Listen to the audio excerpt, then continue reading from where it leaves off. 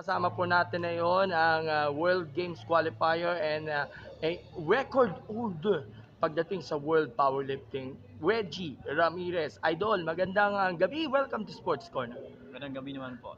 Idol, first of all, kamusta ang pakiramdam na ikaw tatanggap ng citation mula sa PSA? Are you truly grateful sa parangan ng ating organization para dito sa nasabing patimpalak po? Honored and very happy. Simple lang. At of course, napakaalaga rin ng parangal dahil napansin din ng PSA ang inyong pagsisikap ninyo ni Jessa pagdating niya sa mga competitions. Ano masasabi dito dahil of course, binibigyan pansin talaga ninyo ang tagumpay ninyo pagdating sa sport.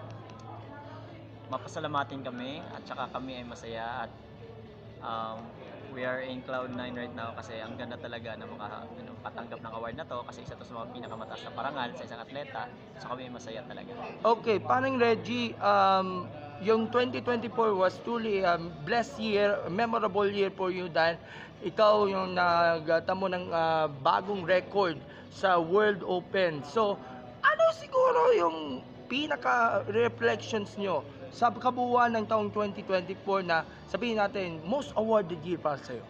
Well, the reflection goes to how much you actually prepare. So it's all about the preparation and believe in yourself, yun lang talaga, huwag kang mawala ng tiwala at maniwala ka rin sa mga tao na paligid sa'yo, makinig ka sa kanila at remain focused at saka syempre maniwala ka na hindi ka nag-iisa, may Diyos at saka yung mga team mo, and then it all paid off. So that year was really an amazing year for us. Okay, parang Reggie, ikaw ay isa sa mga representante ng Pilipinas para dito sa World Games. Kayo ni Joyce Gil Rebuton at yung reserva si Veronica Ompod. So, abang maaga pa, ano ba yung preparations mo and expectations nyo on your behalf para dito sa inyong pagsabak nga sa World Games na minsan lang ito mangyayari at na hindi ito kasama sa Olympics ang powerlifting, pero at least makakapaglaro ka pa rin sa World Games kung saan kabilang nga mga non-Olympic sports. Yeah. Mas mahirap of course kasi this happens only every 4 years and mas mahirap yung training and then well of course we will try our best to to perform well, yun lang talaga, to do our very best na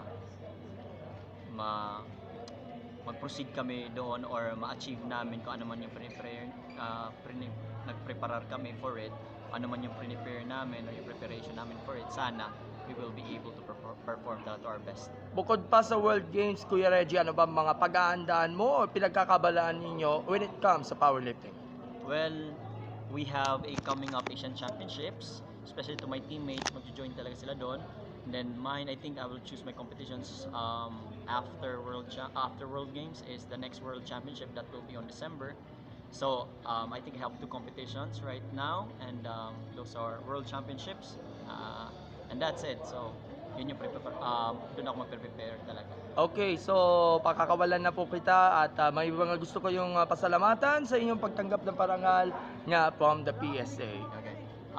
First of all, we would like to thank PSC and then POC and then also for this award yung PSA and all our major sponsors then who has always been behind us.